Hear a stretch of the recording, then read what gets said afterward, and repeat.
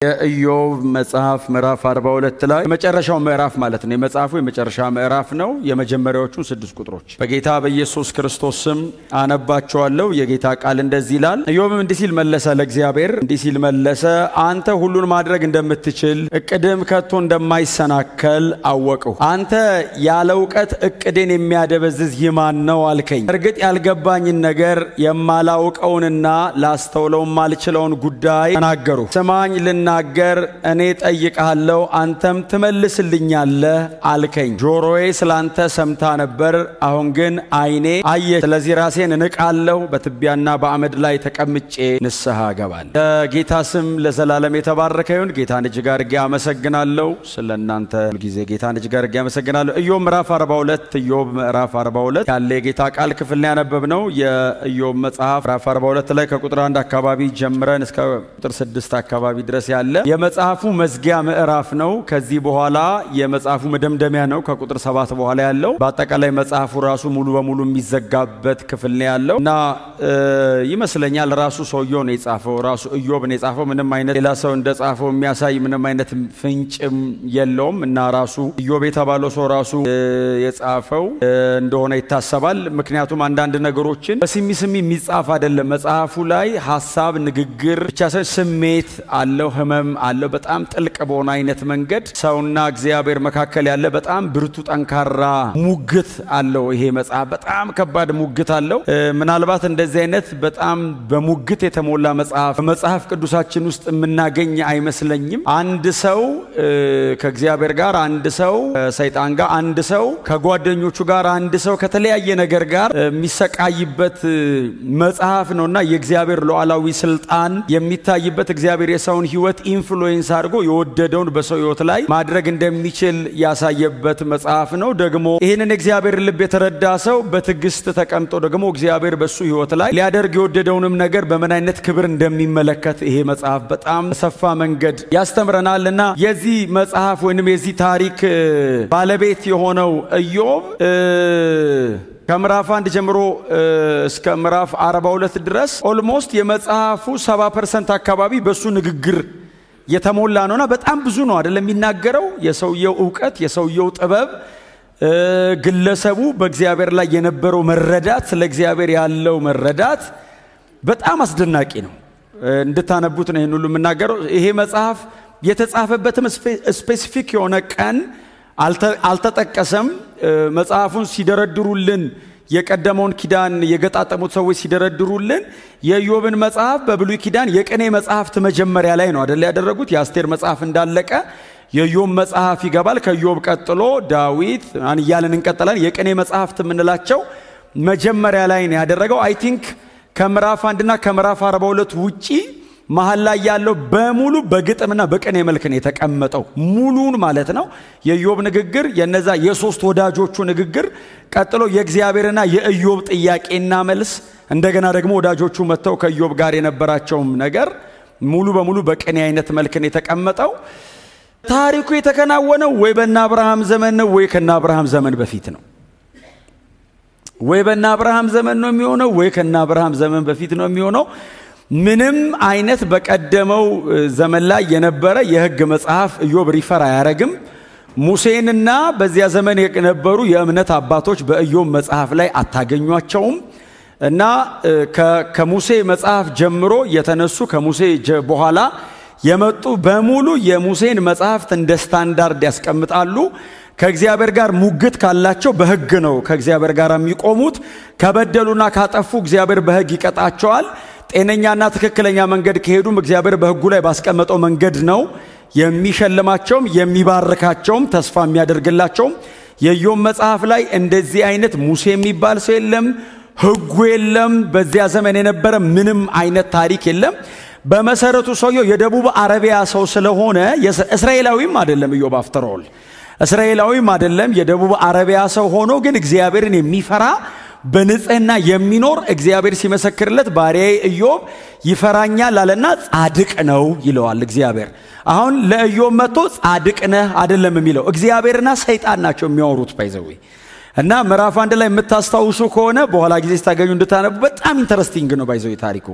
አይዟችሁ ኢዮብ አልፉበታል፣ እናንተን አሁን ታልፋላችሁ ልላችሁ አይደለም። ዝም ብዬ ነው የምነግራችሁ። ግን ምዕራፍ 1 ላይ የምታስታውሱ ከሆነ እኔ ዝም ብዬ ሳነበው በእውነት ነው የምነግራችሁ በጣም አስደናቂ ነው።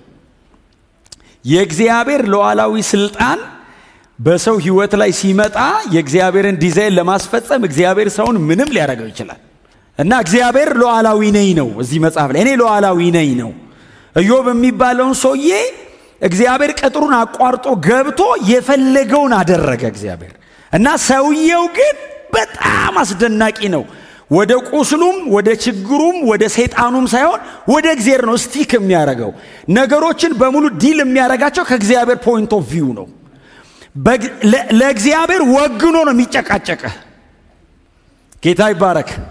እና ምዕራፍ 1 ላይ የምታስታውሱ ከሆነ ሰውየው ዖፅ የሚባል አገር ይኖር ነበር ይላል።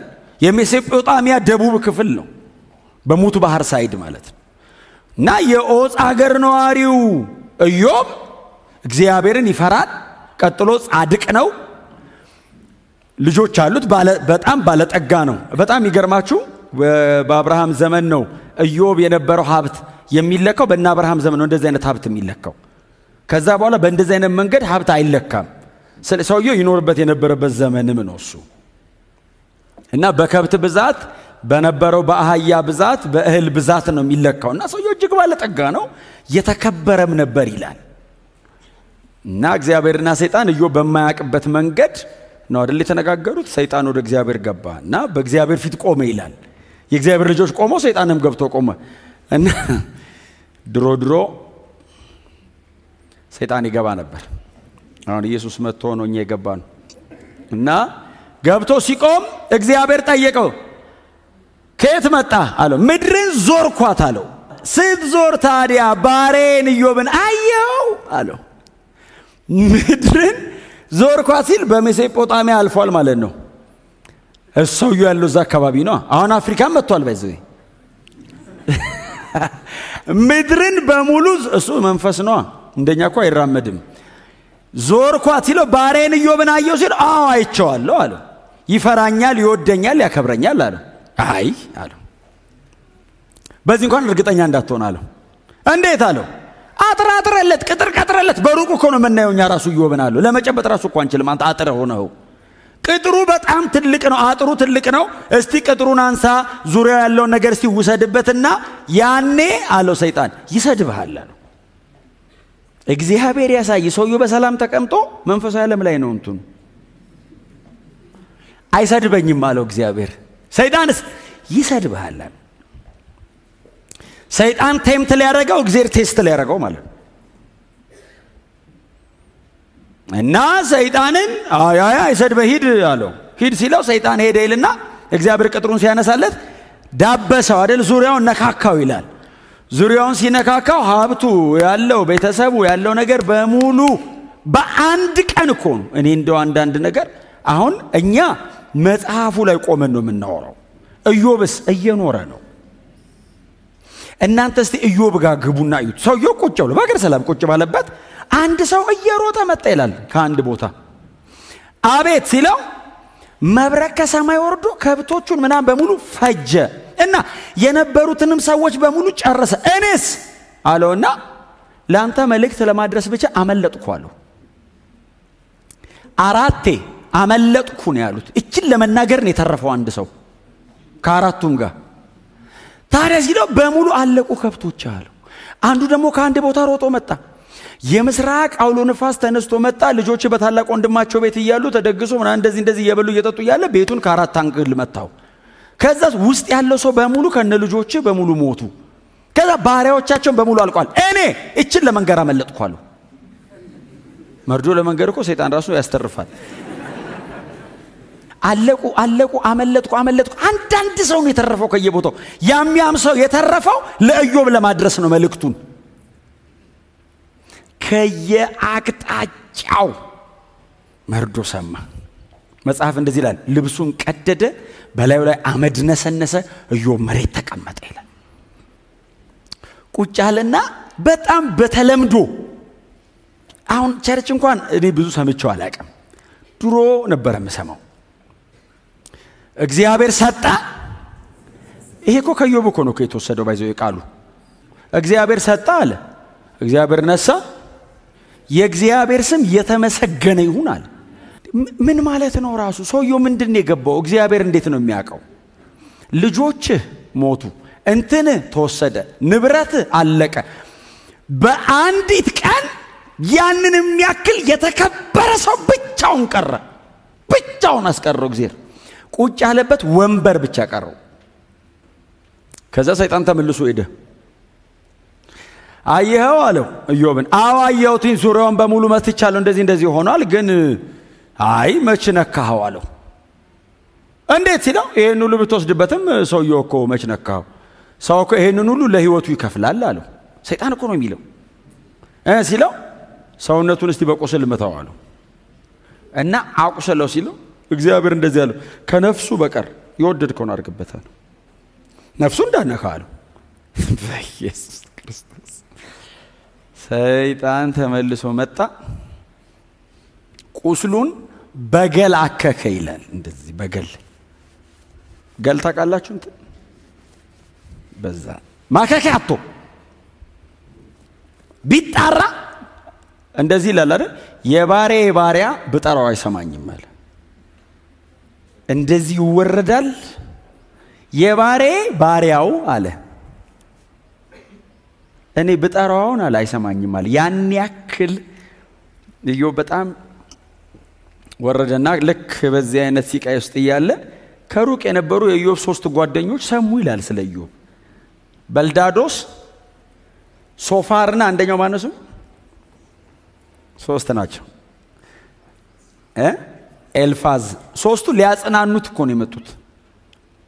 አንዳንዴ እኮ ከባድ ነው። ሊያጽናኑት መጡ ይላል ከምዕራፍ 3 እስከ ምዕራፍ 31 ከነሱ ጋር ጭቅጭቅ ሊያጽናኑት መጥቶ አሁን አይዞ በርታ ነው እኮ ማጽናናት። መጥቶ እንደዚህ ይሉታል፣ አይ የተደበቀማ ኃጢአት ሰርተሃል አሉት። የተሰወረ ኃጢአት አለብህ፣ እግዚአብሔር ጻድቁንማ እንደዚህ አያረግም አሉት። እንዴ እግዚአብሔር እኮ ጻድቅ ነው አሉት። አዎ ይላል ኢዮብ። እና በጽድቅ የኖረን ሰው እግዚአብሔር እንደዚህ ያደርጋል? አንተማ በልብ ውስጥ እኛ ያላወቅነው የተደበቀ አንድማ በደል አለብህ፣ ኃጢአት ሰርተሃል አሉት። አልሰራውም አለ። እኔ ኃጢአት አልሰራውም፣ ኃጢአት አላረኩም። ታዲያ እንዴት ይሄ ሁሉ ወረደ ላይ ሲሉት እኔ ምን አውቃለሁ፣ ይምጣና ሲጠይቀዋለሁ አለ። እግዚአብሔር ይምጣና አዎ እኔና እግዚአብሔር እንጠያየቅ እስቲ። እኔ በድየው እኔ ኃጢአት ሰርቼ በእኔ ኃጢአት ምክንያት ከሆነ አዎ እግዚአብሔር ይምጣና እስቲ ስለ የትኛው ኃጢአቴ ነው የምትናገረኝ እንደዚህ የምታደርገኝ ልበለው። ጓደኞቹ እሳት ላይ አስቀምጠውት ኢዮብ እንደዚህ አለ፣ እግዚአብሔር ይምጣና እኔና እግዚአብሔር እናውራ። ያው እንደዚህ አልቀጠለም። እግዚአብሔር መጣ ይላል። ያው መጽሐፉ እናንተ እንድታጠኑት ነው። እግዚአብሔር መጣ ይምጣና እንጠያየቅ ሲል እግዚአብሔር መጣ። ኢዮብ አለው አቤት አለው፣ መጥቻለሁ አለው፣ እኔ እናንተ እንድንጠያየቅ ነው አለው። በል ወገብህን ታጠቅ አለው። ወገሙ በል ከኔ ጋር ልታወራ ነው አለው። እኔ እናንተ እኮ ልናወራ ነው፣ በል ታጠቅና ቁም ሲለው ያው እንግዲህ ለክፉ ቀን መቀነት ምናምን አይጠፋም። ወገቡን ታጠቀ ይላል። ቆመሃል? አዎ። ተዘጋጃው? ልምጣ አለው። አዎ። ከየትም እኮ አይመጣም፣ እዛው ነው ያለው። እንዲዘጋጅ ነው ለሰውየው። በሁሉ ቦታ የሚኖር አምላክ መጣና እንደዚህ አለ። ኢዮብን ስለ ኃጢአቱ አይደለም ያወራው፣ እግዚአብሔር ስለ ማንነቱ ነው የጠየቀው። ኢዮብ አለው አቤት ሲል በውኑ ሰማይና ምድርን ስፈጥር የት ነበርካል? ኧረ አልነበርኩም። ይምጣ ልጠይቀው አለ ኢዮብ። እግዚአብሔር መጣና ጠየቀው። የት ነበርካል? ኧረ እኔ አልነበርኩም። ከዋክብትን በሰማያት ላይ ስዘረጋቸው ሳል ኧረ እዛም አልነበርኩም። እግዚአብሔር በቅርብ ጊዜ የሰራውን ነው እያወራ ያለው። የዘላለም አምላክ ነው። በቅርብ የሰራው ሰማይና ምድርን ነው። ሪሰንት እስቲ ምን ሰራው ሲል ሰማይና ምድር ነው በቅርብ የሰራው። ከዋክብትን በስም እየጠራው ሳስገባና ሳስወጣስ አለው። ትጠራለህ እንዲህ አለው። እኔ እኮ ኢዮብ የምትለኝ ይመስለኝ ኮከብ ትጠራለህ አለው። እነ ድብ እነ ምናምን እያልኩ ከዋክብት እጠራለሁ አለው። ና ግባ፣ ድባው መሽቶብሃል ግባ እላለሁ። እንትና ጠዋት ነው ውጣ አለ። ከዋክብትን አሰማራቸዋለሁ አለው። እንደዚህ አይነት አምላክ ነህ አለው። አዎ እንኳን እንዲያረክ አለው። ኢዮብ ይሄንን ሁሉ ሲቃይ ሰብስቦ መመረቂያ ቴሲስ ሲጽፍ እግዚአብሔር ትልቅ ነው እኛም እንደዚህ እኔን ያረከኝ አንተና አላቅም ነበር ለካ ምንም ብታረገኝ ልክ ነህ አሉ። ክብር ለኢየሱስ ይሁን። ኢዮብ ታውቃላችሁ በአዲስ ኪዳናችን ላይ አንድ ቦታ ብቻ ነው የተጠቀሰው። አንድ ቦታ ተጠቅሷል፣ ግን በጣም የሚገርማችሁ ተጠቅሷል አንድ ቦታ ያዕቆብ 5:11 ላይ ተጠቅሷል። ያዕቆብ 5:11 ላይ ከትዕግስት አንጻር ነው የተጠቀሰው። ኢዮብ ታገሰ እና ከትዕግስት አንጻር ተጠቅሷል። ኢዮብ ግን የሚያልፍበት መከራ በጣም ሲበዛበት አንድ ልመና ለምኗል። አንድ ምጥ ኢዮብ 19 ላይ አንድ ቃል አንብብላችሁ እዚሁ እናንተ አውጡት እስቲ አብረን እንድናነብ፣ ምክንያቱም ለምደናል አይደል አውጥተን ማንበብ። ኢዮብ 19:25 ላንብብላችሁ እስከታች ድረስ ላንብብላችሁ። እንደዚህ ይላል ከ25 ጀምሮ የሚቤዠኝ ሕያው እንደሆነ በመጨረሻም በምድር ላይ እንደሚቆም አውቃለሁ። ቆዳዬ ቢጠፋም ከሥጋዬ ብለይም እግዚአብሔርን አየዋለሁ። ሌላ ሳይሆን እኔው በገዛ ዓይኔ እኔ ራሴ አየዋለሁ። ልቤ በውስጤ ምንኛ በጉጉት ዛለ። የችግሩ መንስኤ በውስጡ አለ። እኛ እንዴት እናሳድደዋለን ብትሉ ቁጣ በሰይፍ መቀጣትን ያስከትላልና ራሳችሁ ሰይፍን ፍሩ፣ በዚያን ጊዜ ፍርድ እንዳለ ታውቃላችሁ ይላል። በጣም ይገርማችሁ ቁጥር 25 ላይ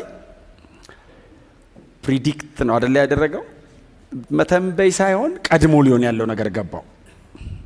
የሚቤዠኝ ሕያው እንደሆነ በመጨረሻም በምድር ላይ እንደሚቆም አውቃለሁ አለ። በእኔና በእግዚአብሔር መካከል ምዕራፍ 9 ላይ ወደኋላ ተመልሳችሁ እናንተ በኋላ ጊዜ ታገኙ አንብቡት። በእኔና በእግዚአብሔር መካከል የሚቤዠኝ ይመጣል።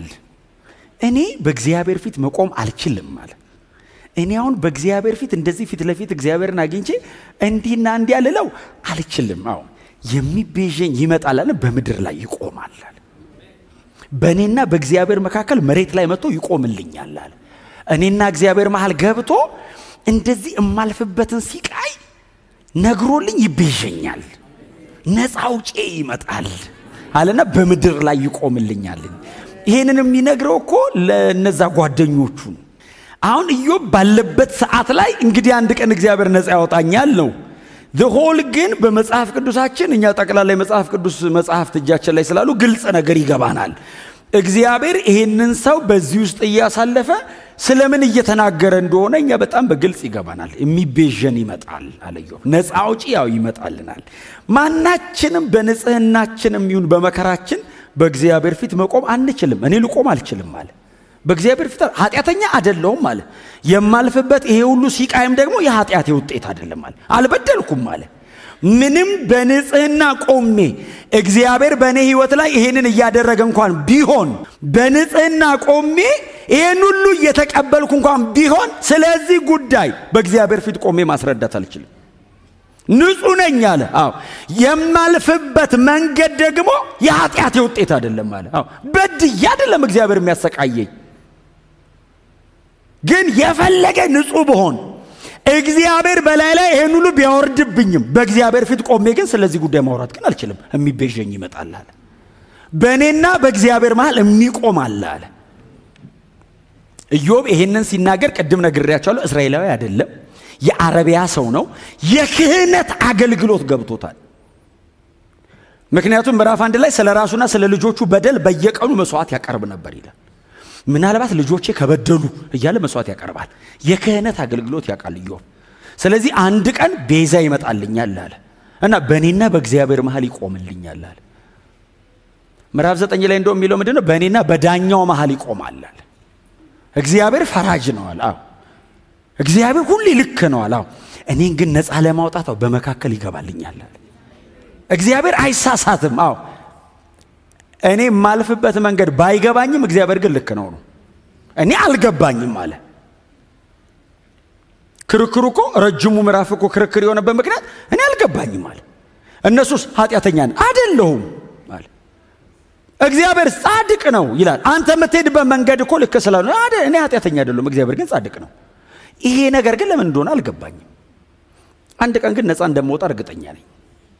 ተቤዤ ይመጣል፣ በእኔና በሱ መሃል መሬት ላይ ይቆማል አለ። ኢትስ ኢንካርኔሽን። በእኔና በእግዚአብሔር መካከል ቆሞ ስለ እኔ ማብራራት ማስረዳት የሚችል ምንም ንጹሕ በሆን በእግዚአብሔር ፊት መቆም አልችልም አለ።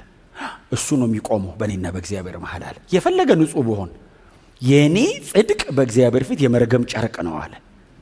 የፈለገ ለእግዚአብሔር ወግኜ ብኖር የእግዚአብሔርን ጽድቅ ኮፓፓ ላረገው መመጠን አልችልም።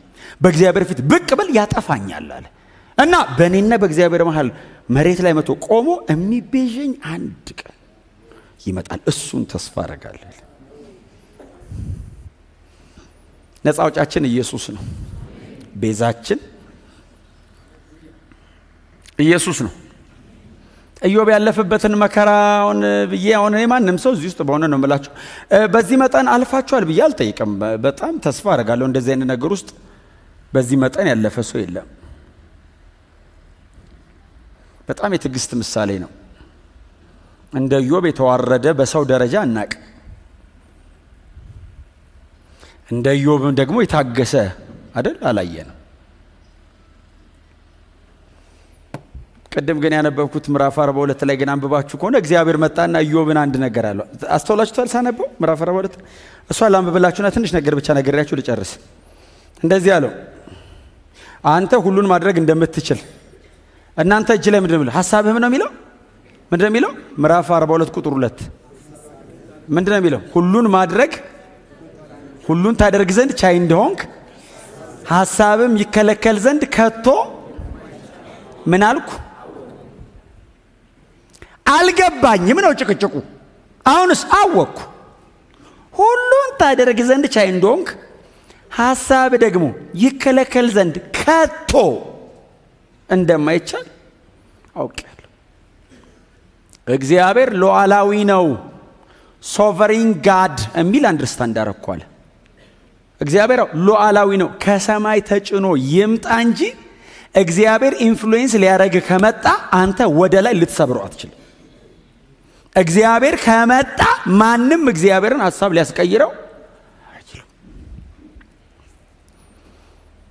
እግዚአብሔር በመሰረቱ መጽሐፍ ቅዱሳችን ላይ ሐሳብ ቀይሮም አያውቅም። ሐሳብ ቀይሮ አያውቅም። ሊያደርግ ከነበረው ነገር ተጸጸተ የሚለውን ሐሳብ ቀየረ አይደለም። ሐሳብ ቀየረ አይደለም። የእግዚአብሔር ሉዓላዊነትና ቅድመ እውቀት ጥያቄ ውስጥ አይገባም። ክብር ለኢየሱስ ይሁን። ሂዝ ኦልዌይስ ሶቨሪን። እግዚአብሔር ሁሌ ሉዓላዊ ነው። ከመጀመሪያ መጨረሻውን ኢሳይያስ 46:10 ከመጀመሪያ መጨረሻው ከጥንት ያልተደረገውን ነው የምናገረዋል። መጀመሪያ ላይ ቆሚያ መጨረሻው ነው። ጥንት ላይ ሆኜ ገና ያልተደረገውን እናገራለሁ። ምክሬ ትጸናለች፣ ፈቃዴን ሁሉ እፈጽመዋለሁ። እንደሱ ነው ያለው እኮ ኢሳይያስ 46:10 ላይ ማንም አለ እግዚአብሔር አይጫነኝም። ክብር ለኢየሱስ ይሁን።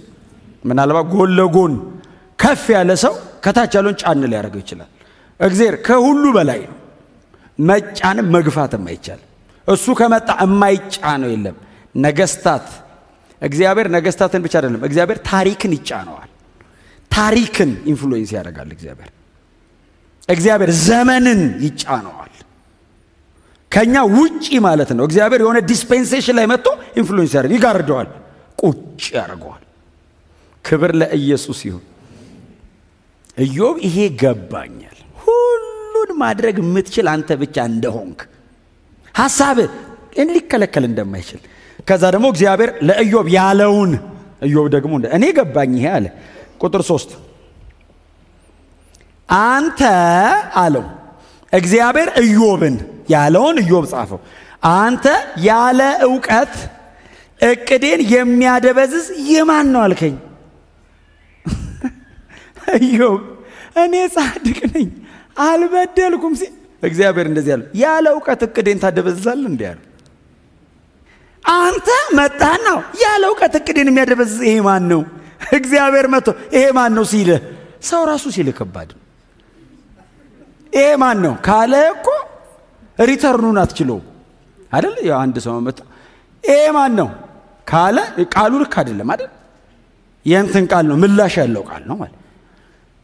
እቅዴን አለና እግዚአብሔር ያለ እውቀት የሚያደበዘዝብኝ እኔ ላደርግ ያለሁትን በልብ ያለው ምክር ሳያቅ የኔን እቅድ ሊያደበዝዝ የሚፈልግ ይሄ ማን ነው አለ እግዚአብሔር ከሰማይ አስበው። ይሄ ማን ነው ሲል ምድር ብሎ በፈጠረበት ቃል ይሄ ማን ነው ሲል ነበርኩ ነው የምትባለው። አጥፍቶ ይሄ ማን ነው አልከኝ ነው ለዛው እኔ ነበርኩ አለ ያለ እውቀት አደብዛዥ። አንተ ጓደኞቹ እኮ እንደዛ ጨጓራውን ሲልጡት አይታቸዋል። እሳት እንደዚህ እንትን የሚሉ አተ ብረት ሲቀጠቀጥ እሳት በዚህ በኩል አየር እየሳቡ እሳት የሚልኩ እንደዛ ናቸው እኮ የኢዮብ ጓደኞች። ይነዳል እግዚአብሔር ከሰማይ እግዚአብሔር ቅርጽ እያስተካከለ ነው። ኢዮብስ ሲል ያለ እውቀት ሐሳቤን አንተ ነኝ ጀስቲፋይ ልታረገኝ ነው አሉ። እቅዴን ታስቀይራለህ እኮ አይደለም ያለው፣ ልታደበዘዝብኝ እየሞከርክ ነው አሉ። ማስቀየር አይቻልም። እግዚአብሔር እኮ ኤልፋዝና በልዳዶስ ላይ እኮ አይደለም እኮ ይሄንን እኮ እያረገ ያለው ኢዮብ ላይ እኮ ነው። አንተ ላይ የማደርገውን ኢዮብ ባይዘይ ማደብዘዝ አትችልም አለው። እኔ አንተ ላይ ከመጣሁ እስቲ አሜን በሏ። ልታደበዝዝብኝ ትሞክራለህ እንዴ አለው። እግዚአብሔር እኮ ሌላ ሰው ህይወት ላይ የሚሰራውን አይደለም እላዩ ላይ የሚሰራውን እኮ መከልከል አትችልም አለው እግዚአብሔር። አታደብዝዘኝ አለው። ማን አንተ አለው። ድመቅ አለ ኢዮብ እጁን እንዲህ አንስቶ ያለ እውቀት ነው ይቅር በለኝ ስላልገባኝ ነው። ከዚህ ሁሉ ሲቃይ በኋላ ኢዮብ የገባው ነገር ይሄ ነው። እግዚአብሔር ሐሳቡን እንደማይለወጥና የወደደውን እንደሚያደርግ። ቀጥሎስ እኔ ተስማምቼ የፈለከውን አረግ ነው ማለት ያለብኛል። ክብር ለኢየሱስ ይሁን። እናንተ ምናልባት በኋላ ጊዜ ተገኙ ከምዕራፍ 34 በኋላ ያለውን አንድ ወጣት ልጅ ነበር መሐላቸው ትዝ ይላችኋል። እነዛ ሶስቱ በእድሜ የገፉት ናቸው ኢዮብ ጓደኞች። ኤሊሁም የሚባል አንድ ወጣት ልጅ ኤሊሁም ነው ስሙ። እንዴት አይነት ማይቲ ልጅ መሰላችሁ! ማይቲ እስካሁን አላቸው ስትናገሩ ሰማኋችሁ አላቸው። እስቲ ደግሞ ለኔ እድል ስጡኛል። ይሄ ኤሊሁም የሚባል ልጅ ከምዕራፍ 34 እስከ ምዕራፍ 37 ነው ያወራው። ኢዮብ ለምን በእንዲህ አይነት ሲቃይ ውስጥ እንደሚያልፍ አስረዳው። እግዚአብሔር ለከበረ ነገር እያዘጋጀህ ነው፣ በዚህ ሁሉ ሲቃይ ውስጥ የሚያሳልፈው እያነጣረህ ነው አለው። ምንም ሌላ ፕሮግራም የለማል። ሲጨቃጨቁ የጥበብ ቃል ሲያወሩ ፖኤቲክ ነው እንዳልኳችሁ መጽሐፉ በግጥም መልክ ነው የተቀመጠው። ሰዎች ውስጥ ሊቃውንት ናቸው ባይዘው የሚያወሩትን ብሰሙ እኮ እንደው በእግዚአብሔር ሳይድ ስላልቆሙ ነው እንጂ የተወራ ወሬ እኮ ምን አይነት ዕውቀት ነው የሚፈሰው ተላያቸው ላይ። በእግዚአብሔር በኩል የቆሙ መስሏቸው ለእግዚአብሔር ወግነው ኢዮብን እኮ እንዴት እንደሚቀጠቅጡት ቀጥቀጥ በትንትኑ ነው ያወጡት። ግን ዊዝደማቸው ይገርማል። ኤሎሂም ሰማ እስካሁን ሰማው አላው 30 ምዕራፍ ሙሉ ሰማ ታውቃል። ይሄን ሁሉ ቀን ስታወሩ ሰምቻለሁ አላው። እስቲ ዝም በሉ እኔ ላውራ እንዴ። እንዲህ አይነት ወጣቶች ይብዙልን። ወጣት ነው ኢዮብ አለው። ለምን ይመስላል በዚህ ውስጥ የምታልፈው ብሎ እግዚአብሔር በላይ ላይ የከበረ አጀንዳ ስላለው ነው አለው። ለበለጠ ነገር ተዘጋጅ አለው። ለምዕራፍ 42 ተዘጋጅ እኮ ማለቱ ነው። እግዚአብሔር ለብዙ የከበረ ነገር አቅዶሃል፣ አታበላሽበት አለው። ታገስ፣ ጨርስ፣ በዚህቹ ትንፋሽ ጨርስ አለው። እንዳትቀይር ሐሳብ። ልክ ነህ፣ ጥሩ እንትን ላይ ነው ያለ ስቴጅ ልክ ነው፣ እንዳትለውጠው፣ ጨርስ በዚሁ አለው። ታገስ። በጣም በትህትና ጠገባቸው ታግሰ ጨርስ በሉት እስቲ። መቼስ አሁን እኔ እናንተን አሁን እንደዚህ አይነት ነገር አለም እየሰበኳቸው ያሉትን ጌታ ሊመጣ በደጅ ስለሆነ አቋም ሳንቀይር ኢየሱስ እስኪመለስ ድረስ እንደዚህ ቹኑ በተለያየ አቅጣጫ። አሁን ዘንድሮ ምናልባት ሲቃዩ ዘንድሮ በጣም መከራው እንደ ኢዮብ አይነት መከራ አይደለም አይደል? በጽድቅ ጨክኖ መኖር ነው መከራ። ለወንጌል እውነት እንደሚገባ መመላለስ ነው መከራ። ለተቀበላችሁት ለዚህ ወንጌል ተቃራኒ ከሆነው ከዚህ ዓለም ጋር ፋይት አድርጎ መጨረስ ነው አሁን መከራው። ልባችሁን የሚያማልለው ልባችሁን የሚወስደው ነገር አሁን ምናልባት የሆነ ነገራችሁን እያሳጣችሁ ላይሆን ይችላል። አንዳንድ ነገር እየሰጣችሁም ሊሆን ይችላል።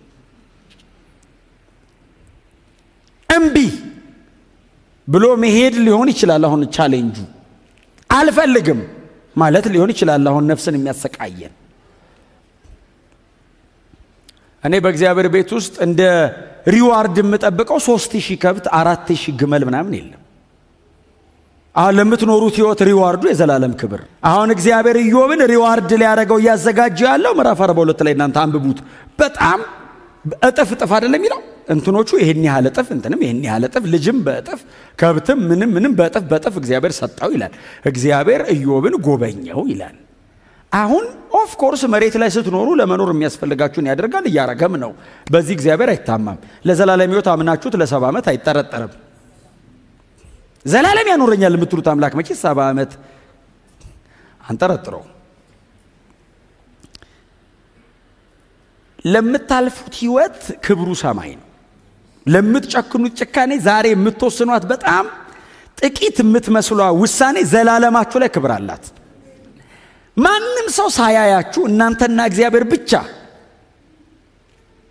ክብር ለማግኘትም ለመመስገንም ለመዋረድም ለመሰደብም ሳይሆን እኔና እግዚአብሔር ብቻ በመናልፋት በእያንዳንዷ በጓዳ በስውር ለእግዚአብሔር ብላችሁ የምትወስኗት እያንዳንዷ ውሳኔ ሰማይ ሽልማት አላት። ታገሱ። ረጅሙን መተኗል። የቀረን በጣም ትንሽ ነው። እውነቴን ነው የምነግራችሁ። ጌታ ሊመጣ በደጅ ነው። እኛም ልንሄድ ደጅ ነው። ጌታ ሊመጣ ካለን እኛም ልንሄድ ማለታችን እኮ ነው አይደል? ኢየሱስ ከመጣ በኋላ መሬት ምንም አንሰራም አንቆይም። ኢዮብ ታግሷል። ኢዮብ በጣም በብዙ መከራ ውስጥ አልፏል። ኢዮብ በጣም ያለ መጠን ተዋርዷል። ከኢዮብ በላይ የተዋረደ እናውቃለን። እኛ ከኢዮብ በላይ የተሰቃየ እናውቃለን። ከኢዮብ በላይ የታገሰ እናውቃለን። ከኢዮብ በላይ የተረሳ እናውቃለን። ኢዮብ በዚህ ሁሉ ስቃይ ውስጥ ሲያልፍ እግዚአብሔር ኢዮብን አልተወውም። እንትኑ እንዳትነካ እንደዚህም እንዳታደርግ እዚህ ድረስ ብቻ ነው የሚለው። ኢዮብ እግዚአብሔር አብሮት ሆኖ ነው በዚህ ሁሉ ስቃይ ውስጥ እያለፈ ታግሶ ያለፈው። እግዚአብሔር የተወው ግን የታገሰ እናውቃለን።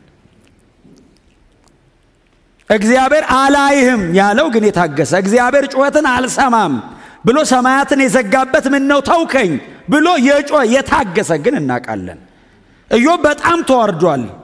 እኛ የምናውቀው ኢየሱስ ግን የተዋረደውን ያክል ኢዮብ እንኳን ሊዋረድ ኢየሱስ የተዋረደውን ያክል እንኳን አንደርስታንድ ማድረግ አይችልም። የመጨረሻውን ውርደት ኢየሱስ ተዋርዷል።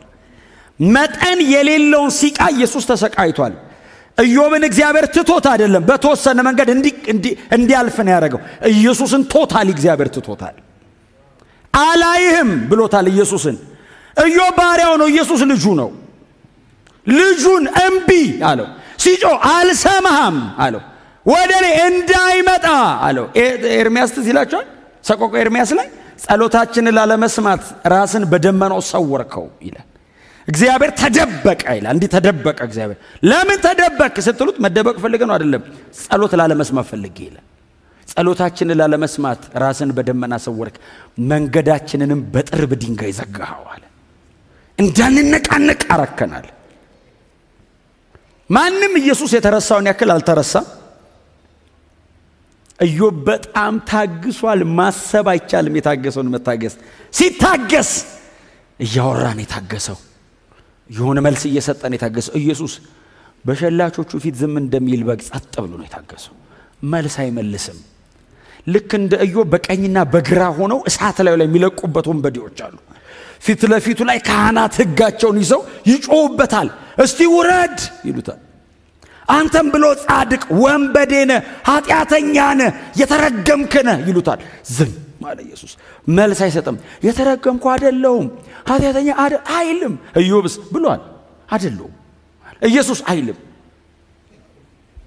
ኢዮብ ጸጋ ተሰጥቶት እግዚአብሔር አጠገቡ ቆሞ መግባት የተቻለው ኢዮብ ጋር አጥንቱና ስጋው ጋር ነው፣ ነፍሱ ጋር አልተገባም።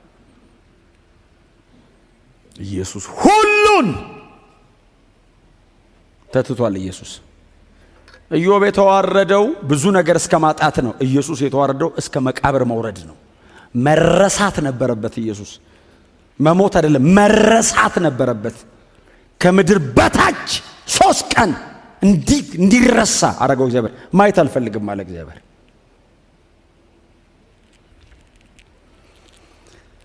ኢዮብን እግዚአብሔር ለበለጠ ክብር ለማዘጋጀት ነው በዚህ መከራ ውስጥ ያሳለፈው። ኢየሱስን የሰው ልጆችን ኃጢአት ለመሰረዝና የማይቆጠር ትውልድን በፊቱ ለማቅረብ ነው እግዚአብሔር መስቀል ላይ ኢየሱስን ያሰቃየ። የኢየሱስ ያክል የተሰቃየ፣ የኢየሱስ ያክል የተዋረደ፣ የኢየሱስ ያክል የታገሰ አልነበረም፣ አይኖርምም። ብቸኛ ነው። አያችሁ፣ አንድ ቦታ ያዕቆብ 5:11 ላይ ኢዮብ ታገሰ የሚል አንብበናል። መጽሐፍ ቅዱሳችን ሙሉ አዲስ ኪዳን ኢየሱስ ታገሰ ይላል። ኢዮብ አንድ ነው ጥቅስ ያገኘው ታገሰ ለሚለው። ኢየሱስ ሙሉ መጽሐፉን ታገሰ ተብሏል። ይበልጣል ኢየሱስ።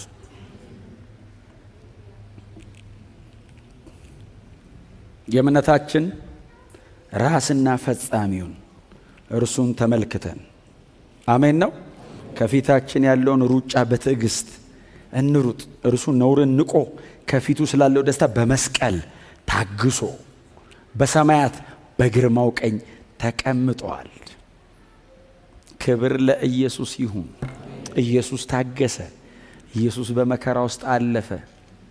ስጋና አጥንቱ ተገነጠለ። ነፍሱን ስለ ኃጢአተኞች መስዋዕት አድርጎ አቀረበ። ክብር ለኢየሱስ ይሁን።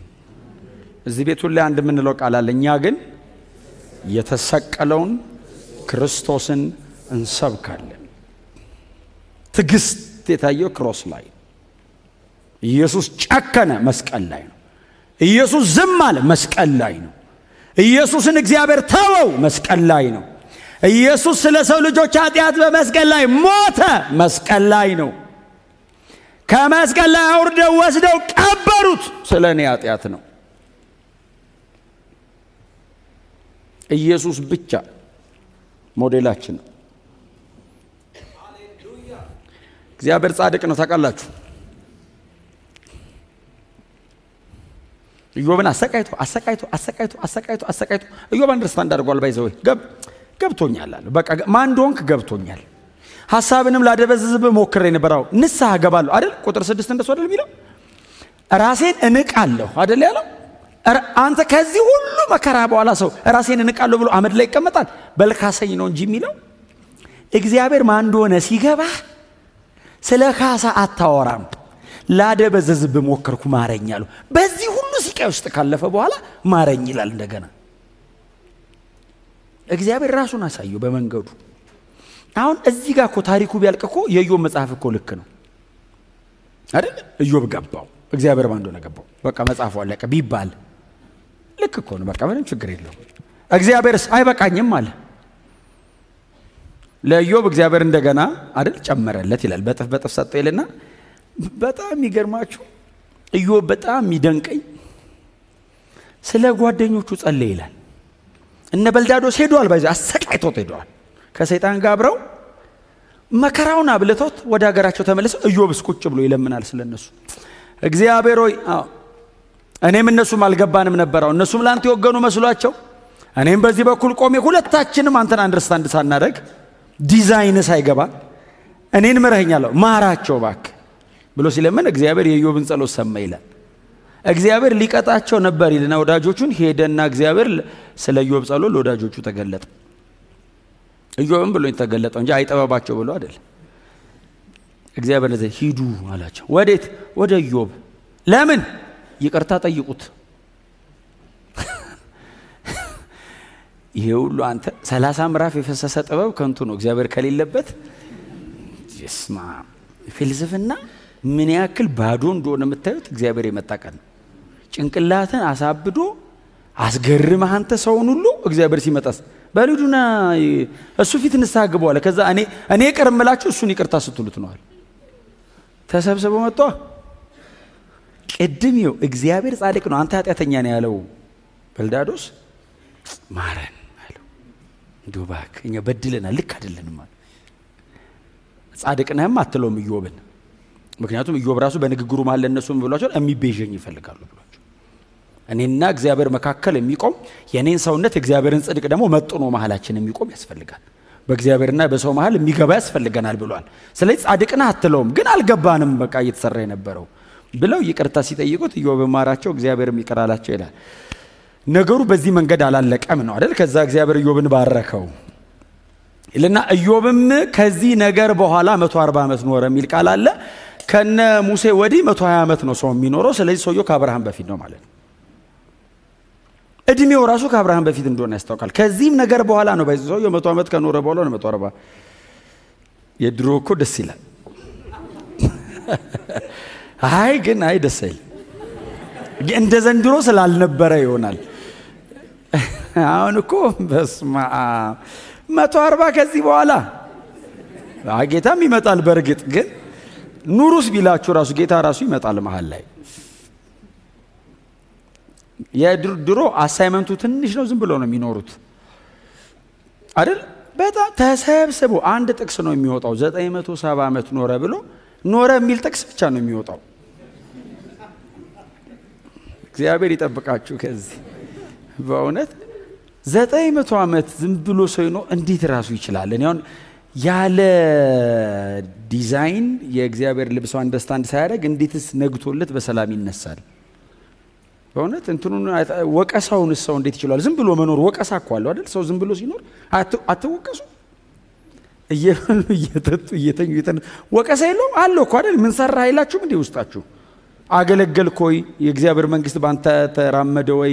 ሰው ዳነ ወይ ይላል እኮ ውስጥ እንደ ክርስቲያን አይደል? እንጂ ዝም ብሎ መኖር ከመድከሙም ውጪ ወቀሳ አለው። አሁን የድሮዎቹ ግን ወንጌል ስርጭት የሚሄዱበትም የለም፣ ሰውም ትንሽ ነው። 900 ዓመት 1 ሚሊኒየም እንደማለት እኮ ነው። አንድ ሰው ኖሮ አሁን እንግዲህ አስባችሁታል። ዘንድሮ ቢሆን ኢየሱስ ወደ አብ ከሄደ 2000 ዓመት ወደ ሰውየውና ልጁ እንደማለት እኮ ነው። መሬት ላይ እንግዲህ 900 ዓመት ቢኖር እኮ የሰውየው ልጅ አባቴ ያውቀዋል ይልሃል ማለት ነው። ከ2000 ዓመት በኋላ በጣም ረጅም ሰባዋን እግዚአብሔር ባርኳት፣ ወንጌል ሰብካችሁባት፣ ሰው ድኖበት፣ እግዚአብሔር ከብሮበት በዘላለም መንግስት በብዙ ሽልማት ይሞላላችሁ።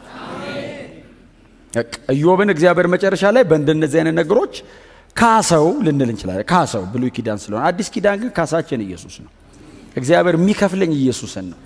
እግዚአብሔር ከፈለኝ የሚለው ልጁን ባከበረበት በዚያ ክብር ሲቀላቀለን ኢየሱስ አጠገብ ሄደ ሰማይ መቀመጥ ነው ዘንድሮ ክፍያ። በእውነት ነው የምላችሁ። ክብር ለኢየሱስ ብቻ ይሁን። አዳኛችን በመሃል መጥቶልናል።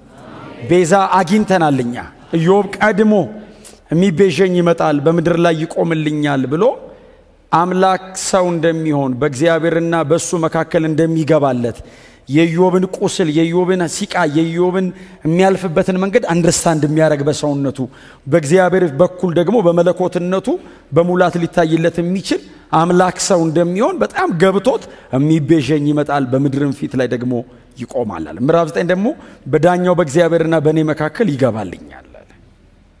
ኢዮብ አዲስ ኪዳን ገብቶታል። ኢዮብ አዲስ ኪዳንን አንደርስታንድ አድርገዋል። ክብር ለኢየሱስ ይሁን። ስለዚህ ወዳጆች ሆይ መጽሐፍ ቅዱሱ የሚያስተምረን ይህንን ነው። የሚያስተምረን ትዕግስት ካልን ኢየሱስ በመስቀል ላይ ለመታገሱ ኢዮብ በ30 ምዕራፍ ከጓደኞቹ ጋር ባረገው ጭቅጭቅ ኢየሱስ መስቀል ላይ መታገሱን አስተማረን። ኢየሱስ በአብ ዘንድ የከበረው በመስቀል ላይ ታግሶ ነው የሚለውን ኢዮብ በ42 ምዕራፍ በተጠቀለለ ታሪክ ኢየሱስ በመስቀል ላይ ታግሶ በአባቱ ቀኝ ተቀመጠ የሚለውን አስተማረን።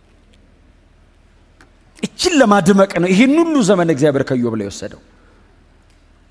ከኢዮብ በላይ የተሰቃየ አለን፣ ከኢዮብ በላይ የታገሰ አለን፣ ከኢዮብ በላይ የተዋረደ አለ፣ ከኢዮብ በላይ የከበረ አለ። እርሱም ጌታችን ኢየሱስ ክርስቶስ ነው። እኛ ግን የተሰቀለውን ክርስቶስን እንሰብካለን።